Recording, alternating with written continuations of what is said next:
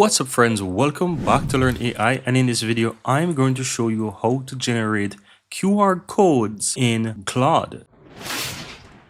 So once you're inside Claude, guys, all you have to do really is go ahead and click on artifacts on the left hand side, and from here you want to go ahead and scroll down and you will find the QR code generator, right? It's under the inspiration section. You should be able to find it, so you want to go ahead and click on that. Now, once you have the QR code generator appears, all you have to do is go ahead and choose how you want to do it. So that could be by a URL, it could also be by text, and you can also do it by contacts as well. So as you can see, this is for contact details here. You can fill in and you can do it for some text, or you can do it for URL.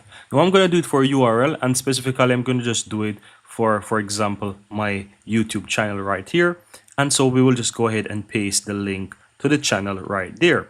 And as you can see, once you paste it, it generates a QR code already, and you just need to go ahead and either copy that or download it, and you can just basically share that with someone. So if you want to download it, just simply click the download button and you'll be able to download the QR code, and you can also copy the URL.